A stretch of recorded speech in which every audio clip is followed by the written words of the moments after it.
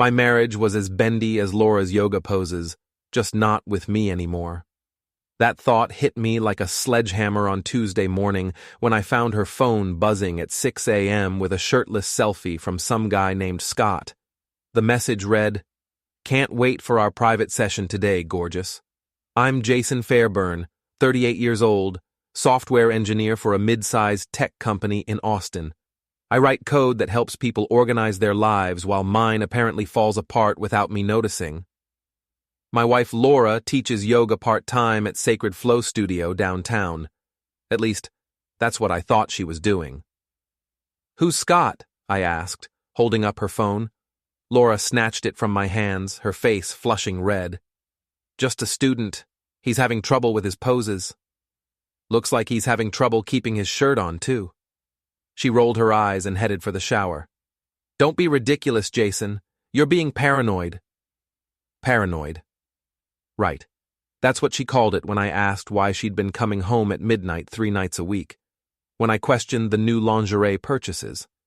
When I wondered about the sudden interest in expensive wine and scented candles that never seemed to get lit at home. Our daughters, Beth and Janie, bounced into the kitchen looking for breakfast. Beth, 10 years old with Laura's blonde hair and my stubborn streak, immediately sensed the tension. "Why are you and Mom acting weird?" she asked, pouring cereal into her bowl. "We're not acting weird, sweetheart. Just discussing Mom's work schedule." 7-year-old Janie looked up from her toast. "Is Mom teaching more yoga? She's never home for dinner anymore." Out of the mouths of babes. Even the kids noticed Laura's disappearing act. After dropping the girls at school, I couldn't concentrate on work. My mind kept cycling through the past few months. Laura's sudden enthusiasm for advanced teacher training, the mysterious phone calls she'd take in the garage, the way she'd started wearing makeup to teach basic beginner classes. Before we dive deeper into this story, I have one small request. Please subscribe, drop a like, comment, and hit that hype button to boost this channel so more people can discover these incredible Reddit stories. During lunch, I drove to Sacred Flow Studio. The place always smelled like sandalwood and false enlightenment. Mrs. Kim, the owner, greeted me with her usual stern expression. "Jason, what brings you here?" "Looking for Laura. Is she teaching today?" Mrs. Kim checked her schedule book. "She has a private session with Scott Williams at 2. They've been working together quite regularly." Private sessions. Of course. I thanked Mrs. Kim and sat in my car across the street, feeling like a complete fool. This wasn't who I wanted to be, the suspicious husband stalking his wife, but something in my gut told me to stay. At exactly 2:15, a bright yellow Jeep pulled up. Out stepped a guy who looked like he'd been carved from protein powder and arrogance. Tall, muscled, with perfectly styled hair and a tank top that showed off his gym dedication. This had to be Scott Williams. He strutted into the studio like he owned the place. 20 minutes later, I watched through the window as he and Laura moved through poses that looked more like foreplay than yoga instruction. His hands lingered on her waist. She laughed at something he whispered. They stood closer than any teacher and student should. My phone rang. Dave, my best friend since college and the most honest mechanic in Austin. "Hey man, want to grab a beer after work? You sound like you need one." "How can you tell from hello?" "Because you said it like someone just told you Santa isn't real." I told Dave about the phone, the private sessions, the whole mess. He listened without judgment, which is why we'd been friends for 15 years. "So, what are you going to do?" he asked. "I honestly don't know." "Well, whatever you decide, I've got your back. And if this Scott guy needs his fancy Jeep to develop some mysterious mechanical problems, I might know a thing or two about that." That evening, Laura came home at her usual late hour, claiming she'd grabbed dinner with Marcy, her best friend and partner in gossip. She seemed unusually cheerful, practically glowing.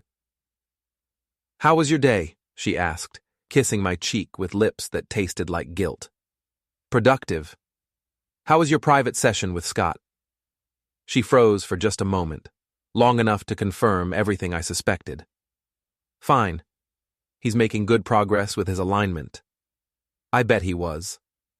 That night, after Laura fell asleep, I went through her phone. I know it was wrong, but at that point, I needed the truth more than I needed moral high ground. What I found made my stomach turn. Dozens of messages between Laura and Scott. Photos, plans for hotel meetings, detailed discussions about how boring and clueless I was. How Scott was everything Jason isn't. How they were meant to be together. The worst part? They'd been planning this for months. Laura had been calculating, methodical. This wasn't some spontaneous affair, it was a deliberate betrayal. I screenshotted everything before putting her phone back. Then I sat in my home office until dawn, staring at the evidence of my marriage's destruction. The next morning, Laura announced she was leaving me. I'm not happy, Jason. I haven't been happy for a long time. We were in the kitchen. The girls were still sleeping upstairs. Laura had her yoga bag packed, car keys in hand. Is this about Scott? Her face went white. How do you know about your boyfriend? Lucky guess. She straightened her shoulders, trying to regain composure. Scott understands me. He sees who I really am. Yeah, I'm starting to see who you really are, too. I'm moving in with him. I want a divorce. What about Beth and Janie? They'll adjust. Kids are resilient. Resilient. She was talking about our daughters like they were rubber bands. So you're just leaving? Today? I've already talked to a lawyer. You'll hear from them soon. She headed for the door, then turned back. Oh, and Jason? I've told people about your temper problem. How you've been emotionally controlling, just in case you try to make me look bad. The door slammed behind her, leaving me standing in my kitchen, wondering when my life had become a bad country song. But as I watched her drive away, something shifted inside me. The hurt was still there, but it was being joined by something else, something harder and more focused. If Laura wanted to play games, I could learn the rules. I called in sick to work and spent the morning researching everything I could about Scott Williams. Social media made it easy. The guy documented his entire life online. Gym selfies, motivational quotes about living your truth, photos of his yellow Jeep. He taught at 3 different studios around Austin and had a side business as a life coach for women going through transitions. How convenient.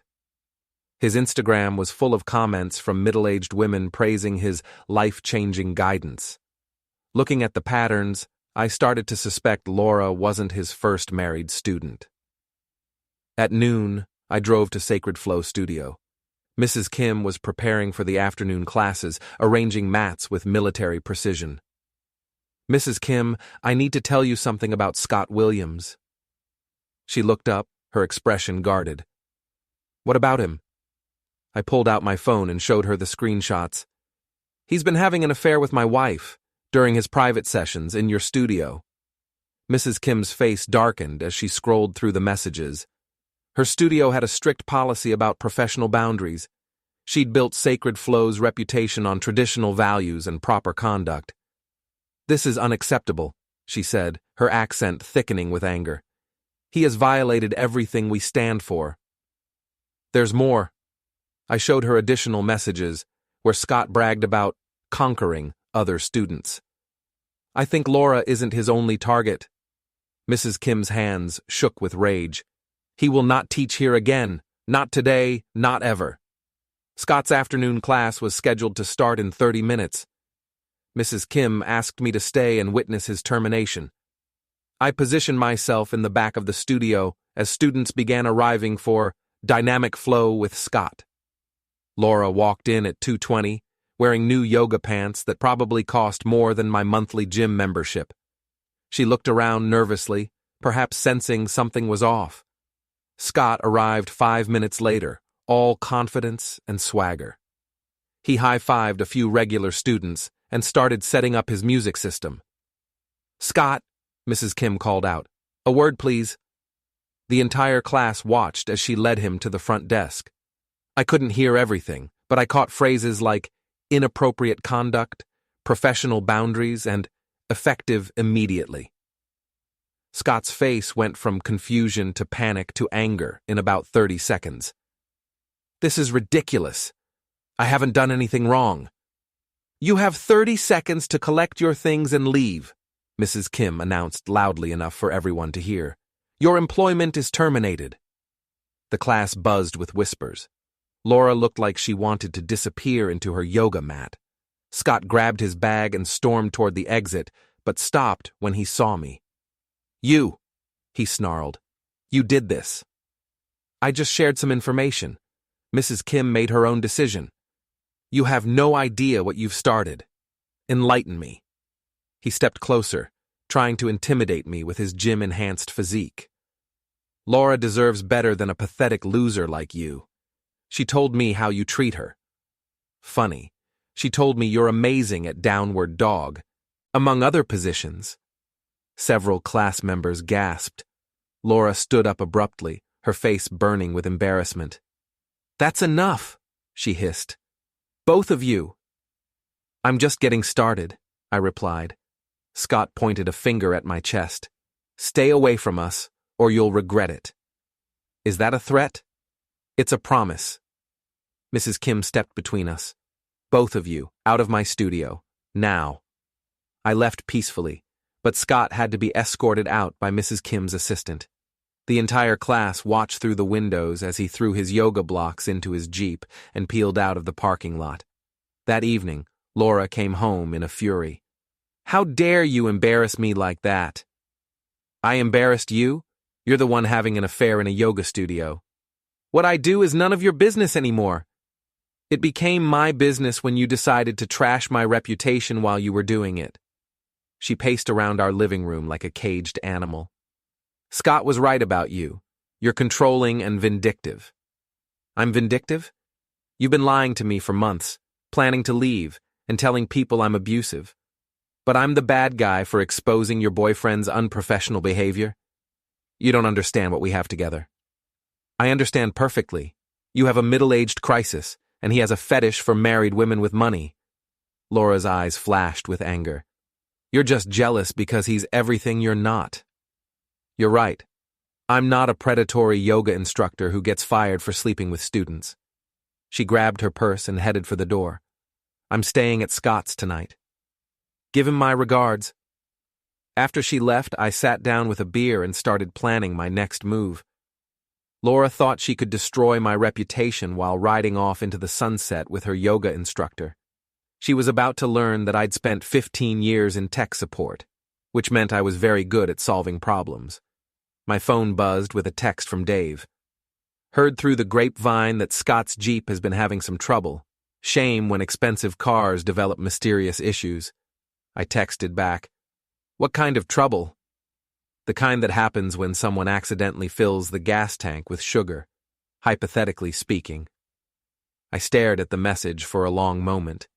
Dave wasn't suggesting anything illegal, just inconvenient. And after the day I'd had, inconvenience seemed like exactly what Scott Williams deserved. Hypothetically, that sounds unfortunate, I replied. Hypothetically, it would be a real shame if it happened while he was parked at his apartment complex tonight, around midnight, when nobody would be around to see anything. Sometimes the best friends are the ones who understand justice without you having to explain it. The next morning brought the first wave of social media fallout. Laura's friend Marcy had posted a vague but pointed status update. Praying for friends going through difficult times with unsupportive partners. Some people show their true colors when tested. Within an hour, the post had 15 comments, all from women in Laura's yoga circle expressing sympathy and outrage. Several mentioned my controlling behavior and emotional manipulation. One suggested Laura should document everything for the divorce proceedings. I was being tried and convicted in the court of suburban Facebook opinion, based entirely on Laura's version of events. My phone rang. Beth, calling from school during lunch. Dad, Marcy's daughter Emma said you made Mom cry yesterday. Is that true? My heart sank. The gossip was reaching the kids now. It's complicated, sweetheart. Mom and I are having some grown-up problems. Are you getting divorced? The question hit me like a punch to the gut. I don't know yet, but whatever happens, you and Janie are the most important thing to me. That will never change. Emma said you were mean to Mom's friend Scott. Scott isn't Mom's friend, Beth. He's someone who caused problems for our family. After hanging up, I realized I needed to get ahead of the narrative before it completely destroyed my relationship with my daughters. Laura was playing a smart game, positioning herself as the victim while I looked like the angry, controlling husband. That afternoon, I drove to Marcy's house. She lived in one of those McMansions that screamed, "My husband's midlife crisis bought this place." Her Range Rover sat in the driveway with a Namaste bumper sticker and a coexist symbol. Marcy answered the door in workout clothes that probably cost more than most people's rent. "Jason, what do you want?" "To talk. About what you've been posting online." "I have no idea what you mean." "The posts about Laura being a victim of my toxic behavior. The comments about emotional manipulation. The suggestions that she should document my abuse." Marcy crossed her arms. "Laura told me how you've been treating her. The jealousy, the accusations, the controlling behavior.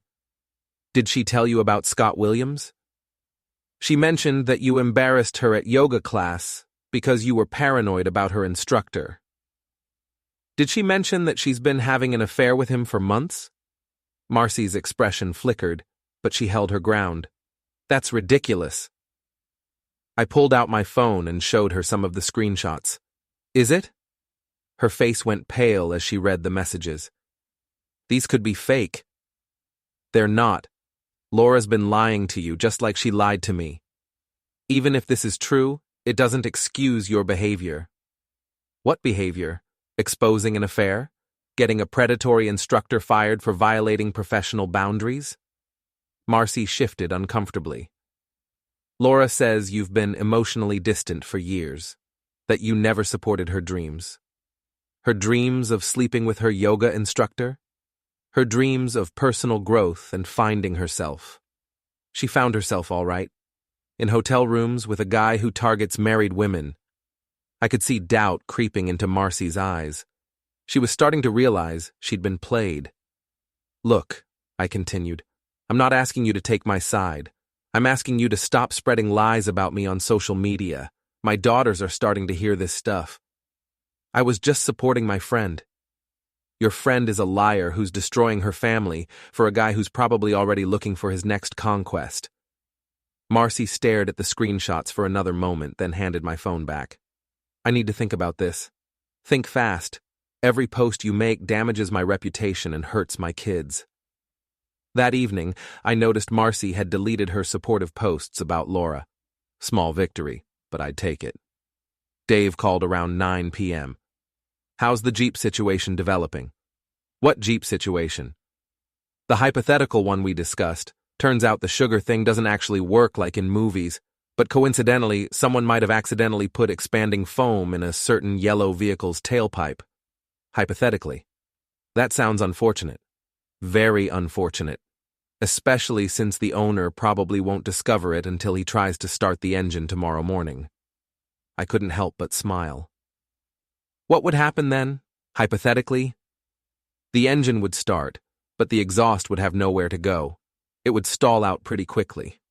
Probably in an embarrassing location, like the middle of traffic. That would be inconvenient. Extremely inconvenient. Might even require an expensive tow and repair." The next morning, I was drinking coffee when my phone buzzed with a notification from the neighborhood Facebook group. Someone had posted a video of a yellow Jeep stalled in the middle of Lamar Boulevard during rush hour traffic.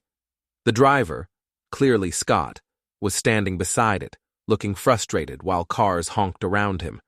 The post's caption read, "Anyone know whose Jeep this is? Been blocking traffic for 20 minutes while the owner argues with the tow truck driver." I shared the post with a simple comment. Karma's a funny thing. Within an hour, the post had dozens of comments and shares. Several people recognized Scott from various yoga studios around town.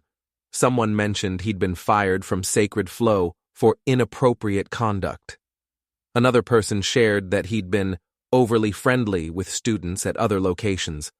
By noon, Scott Williams was becoming a minor social media sensation for all the wrong reasons. Laura called me that afternoon, furious. "I know you had something to do with Scott's car. I have no idea what you're talking about. Don't play dumb. First you get him fired, now his Jeep mysteriously breaks down.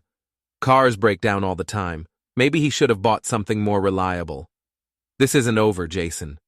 You're right, it's just getting started." That evening, Marcy called me directly. "I owe you an apology," she said. "I talked to some other women who've taken classes with Scott. You were right about him." "What did they tell you?" "Stories about inappropriate touching during adjustments, suggestive comments, invitations to private sessions. One woman said he asked her to leave her husband. How many women? At least 5 that I know of, maybe more." I felt a mix of vindication and disgust. Laura hadn't just betrayed our marriage, she'd fallen for a predator's routine. "Are you going to tell Laura?" "I tried. She doesn't want to hear it. She's convinced you're orchestrating some kind of campaign against them. I'm just exposing the truth. I know. And I'm sorry I helped spread lies about you. I've posted a correction on Facebook." That night, I checked Marcy's page. She'd posted a thoughtful message about the importance of hearing both sides of a story and not rushing to judgment. She didn't mention Laura or Scott by name, but anyone following the drama would understand the implications. The tide was starting to turn. But I was just getting warmed up. Laura's lawyer contacted me the following Monday. Patricia Mills, a shark in a power suit who specialized in protecting women's rights in divorce proceedings. Her letter was full of legal threats and demands for an immediate settlement conference. The interesting part was Laura's list of demands: full custody of the girls, the house, half my retirement savings, and ongoing spousal support. In exchange, she was generously offering to let me have supervised visitation every other weekend. I called my own attorney, Jim Rodriguez. Wait, that name's on the forbidden list. I called my attorney, Jim Patterson, a former prosecutor who'd helped me with some contract issues at work. "She's asking for everything," Jim said after reviewing the letter. "Full custody, the house, substantial financial support. What's her justification?" "She's claiming I was emotionally abusive and controlling." "Any truth to that?" "None. I have evidence she's been having an affair for months, plus documentation of her lies and manipulation. Bring everything you have. If we can prove adultery and demonstrate she's an unfit mother, we can flip this entire case." I spent the next 2 days organizing my evidence. Screenshots of Laura's messages with Scott. Bank statements showing unexplained expenses for hotels and restaurants. Credit card receipts for lingerie and gifts that never made it home. Photos of her car parked at Scott's apartment complex. But the most damaging evidence came from an unexpected source. Beth called me Wednesday evening, crying. "Dad, Mom left us alone again. She said she'd be back by dinner time, but it's 9 o'clock. "Where did she go?" "To see Scott. She's been leaving us alone a lot since she moved to his apartment. Are you and Janie okay? Do you need me to come get you?" "We're fine, but Janie's scared. She doesn't understand why Mom's never around anymore." I documented everything. Times, dates, duration of Laura's absences. A pattern emerged of a mother who'd essentially abandoned her children for her new relationship. The settlement conference was scheduled for Friday morning. Jim and I arrived prepared for war. Laura walked in with Patricia Mills and an attitude that could cut glass. She dressed for maximum sympathy, conservative blouse, minimal makeup, the picture of a wronged woman seeking justice. "My client has been the victim of sustained emotional manipulation," Patricia began. "Mr. Fairburn's controlling behavior escalated to public humiliation and harassment of Ms. Staples and her friend." "Her friend?" Jim interrupted. "You mean her lover, Scott Williams, the yoga instructor who was fired for having inappropriate relationships with multiple students?" Patricia's confidence wavered slightly. My client's personal relationships are not relevant to this proceeding. They're extremely relevant when she's claiming to be a victim while conducting a months-long affair. Jim laid out our evidence methodically. The messages between Laura and Scott, the hotel receipts, the bank statements, the pattern of lies and deception. But the most devastating moment came when he presented the documentation of Laura's parental neglect. Ms. Staples has repeatedly left her minor children unsupervised for hours while pursuing her relationship with Mr. Williams. The children have called their father multiple times, frightened and confused by their mother's absence. Laura's face went white. That's not true.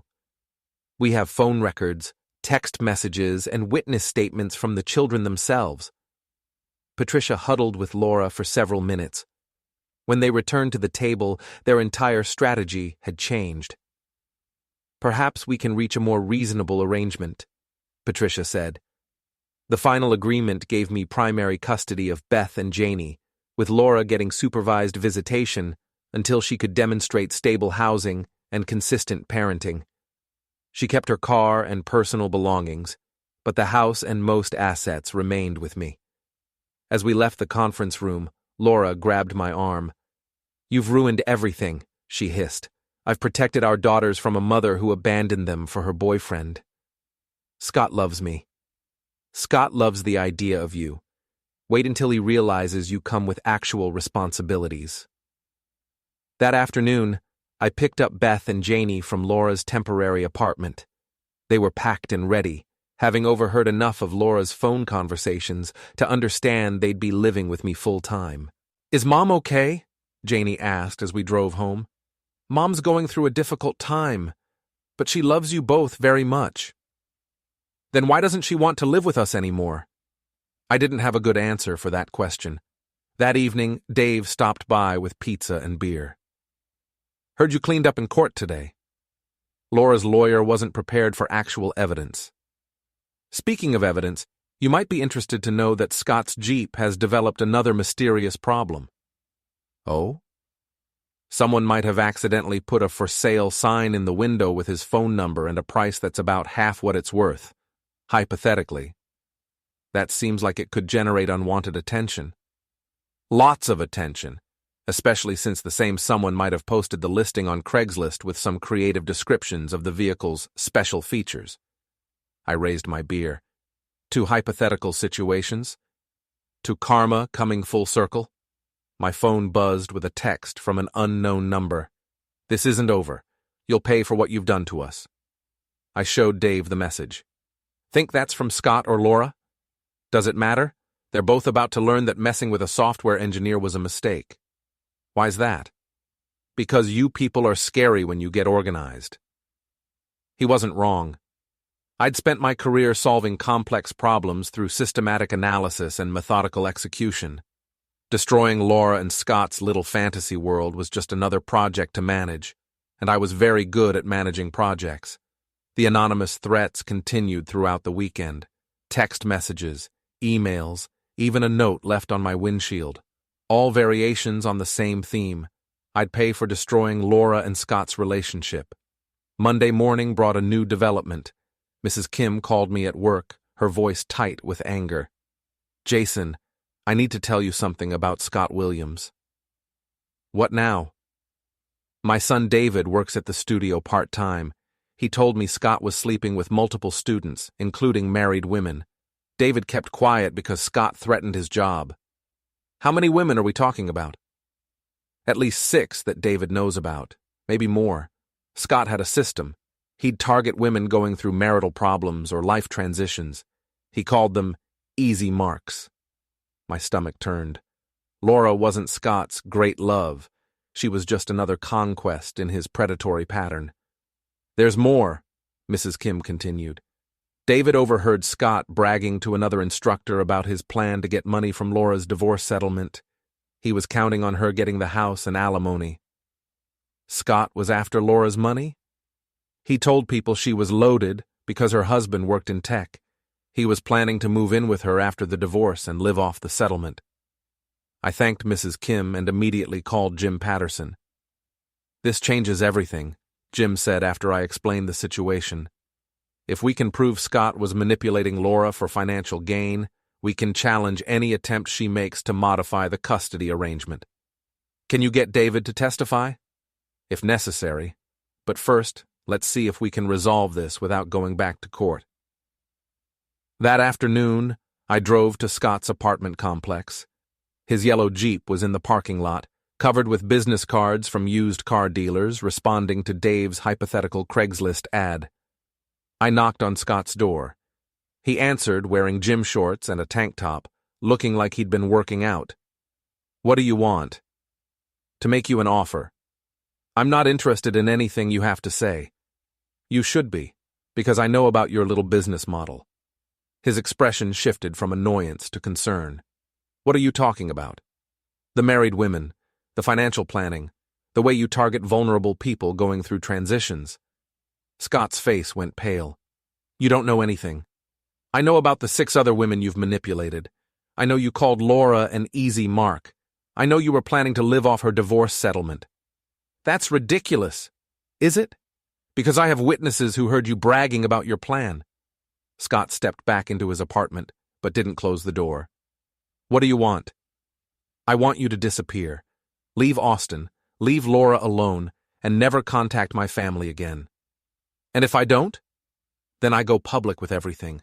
Your predatory behavior, your financial manipulation, your pattern of targeting married women. I'll make sure every yoga studio in Texas knows exactly what kind of instructor you are. Scott stared at me for a long moment. You can't prove anything.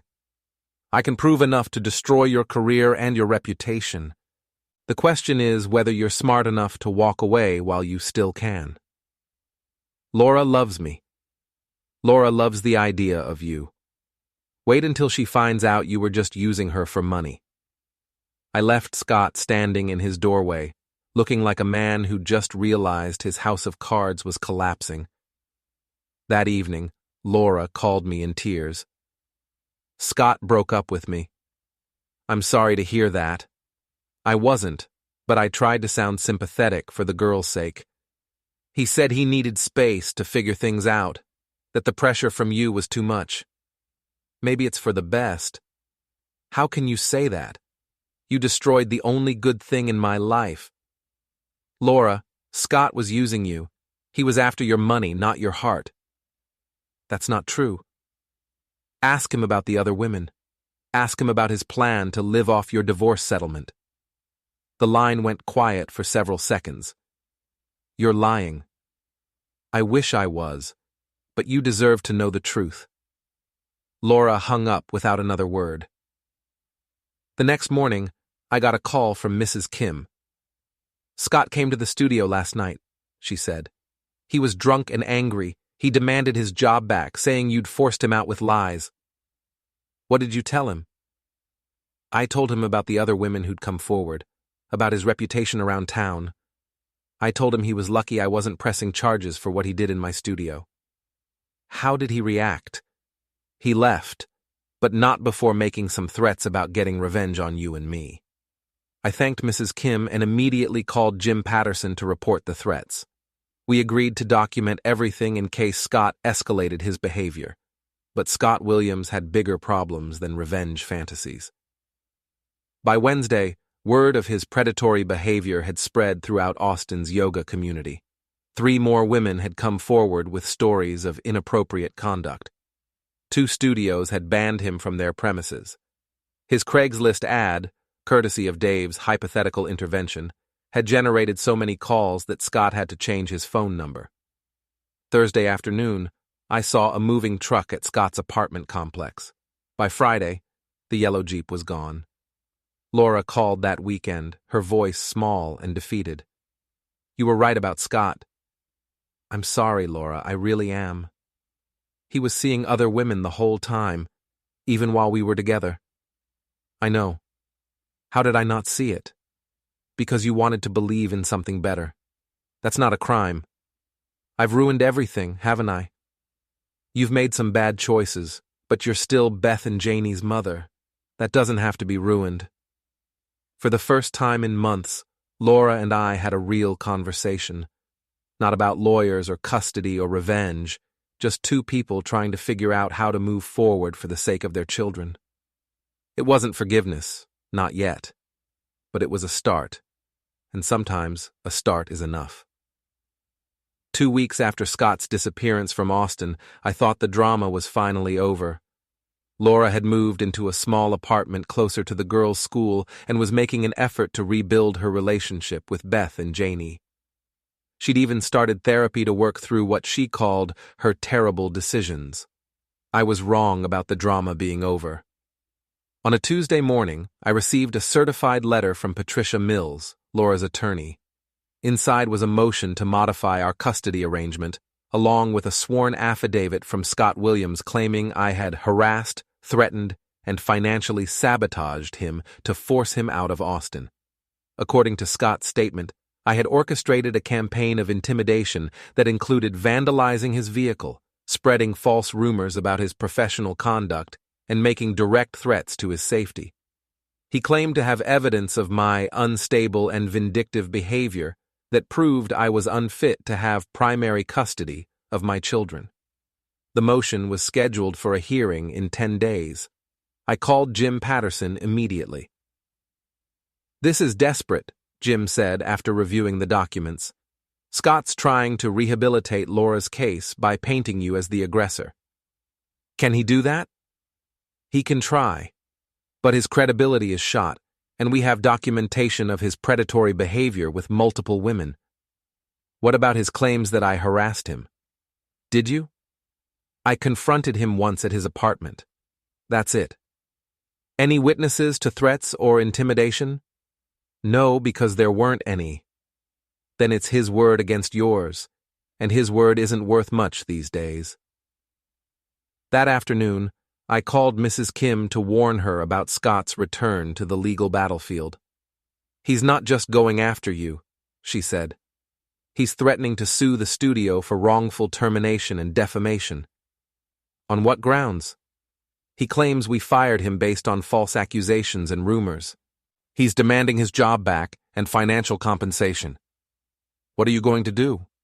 "Fight him. David has agreed to testify about what he witnessed, and I've been contacted by 7 women who want to share their experiences with Scott's inappropriate behavior." 7 women. The scope of Scott's predatory pattern was even worse than I'd imagined. "Mrs. Kim, would you be willing to testify at my custody hearing?"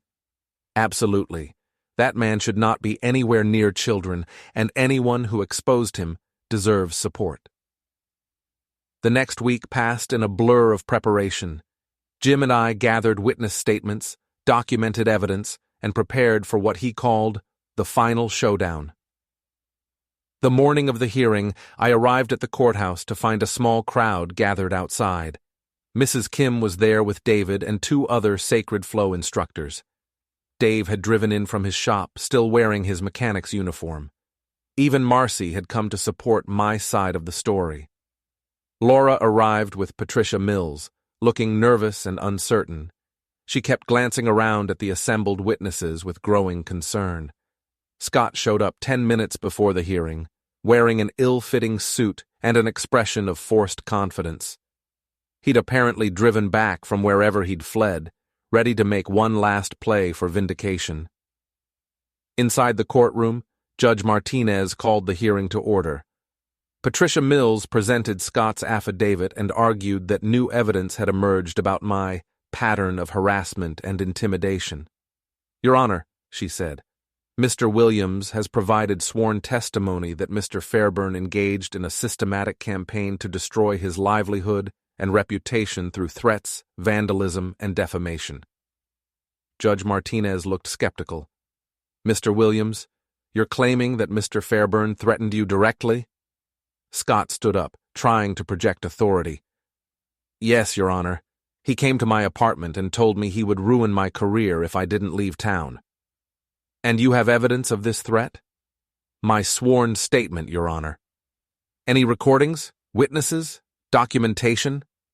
Scott's confidence wavered. "No, Your Honor, but—" "Mr. Patterson," the judge interrupted, "your response?" Jim stood and smiled. "Your Honor, Mr. Williams has a credibility problem. For the next hour, Jim systematically destroyed Scott's allegations. Mrs. Kim testified about Scott's inappropriate conduct with multiple students and his violation of professional boundaries. David confirmed that Scott had bragged about manipulating women for financial gain. 3 of Scott's former students testified about his predatory behavior. The most damaging testimony came from Jennifer Walsh, a divorced mother of 2 who'd been one of Scott's targets at another studio. "He told me I deserved better than my ex-husband," she said. "He convinced me to lend him money for his business expansion. When I asked for it back, he said I was being controlling, just like my ex." "How much money?" Judge Martinez asked. $3,000, money I needed for my children's expenses. Scott's face went red. That was a legitimate business loan. "Mr. Williams," the judge said sharply, "you'll have your chance to respond." But Scott's response only made things worse. He accused the women of lying, claimed Mrs. Kim had conspired against him, and insisted that I had orchestrated the entire situation out of jealousy. "Your Honor," he said, his voice rising, "Jason Fairburn is a vindictive man who couldn't handle his wife finding happiness with someone else.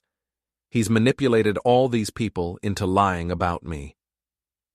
Judge Martinez looked at Scott with obvious distaste. "Mr. Williams, are you suggesting that 7 different women from multiple yoga studios all conspired to fabricate similar stories about your behavior?" That is, they've been influenced by his lies. "And Mrs. Kim fired you as part of this conspiracy?" "She was pressured by him." The judge turned to Mrs. Kim. "Is that accurate?" Mrs. Kim stood up, her voice steady and clear. "Your Honor, I fired Mr. Williams because he violated every standard of professional conduct we maintain. His behavior was predatory, manipulative, and completely unacceptable. Mr. Fairburn simply provided me with information I needed to protect my students." Judge Martinez nodded and made some notes.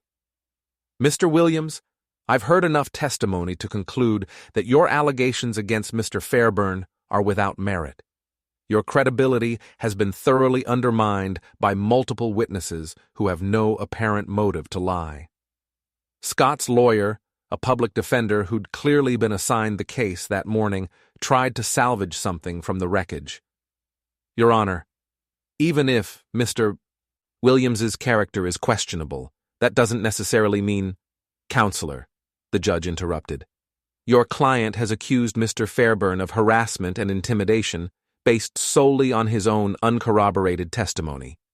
Meanwhile, we have substantial evidence that Mr. Williams engaged in a pattern of predatory behavior toward vulnerable women, including Mr. Fairburn's wife. This motion is not only without merit, it's frivolous." The judge turned to Patricia Mills. "Ms. Mills, I'm disappointed that you brought this case without properly vetting your witness. Mr. Williams has wasted this court's time with baseless accusations." Patricia looked like she wanted to disappear into her chair. "Your Honor, my client was provided with information that seemed credible at the time. Your client was provided with lies from a man trying to cover up his own misconduct. Motion denied. The existing custody arrangement stands." As we filed out of the courtroom, Scott made one last desperate play. He approached me in the hallway, his face flushed with anger and humiliation. "This isn't over," he said. "I'll appeal. I'll find a way to prove what you did." "Scott," I replied calmly, "you had your chance to disappear quietly. Instead, you came back and made everything worse for yourself.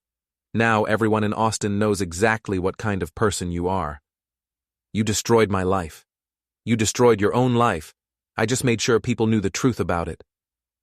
Scott looked around at the witnesses who'd testified against him.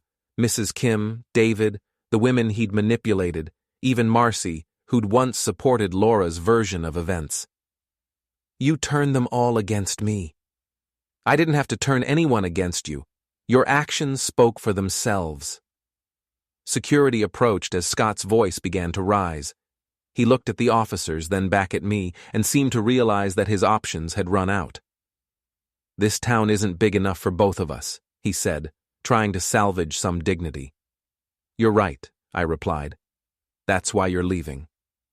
Scott walked away without another word. I never saw him again.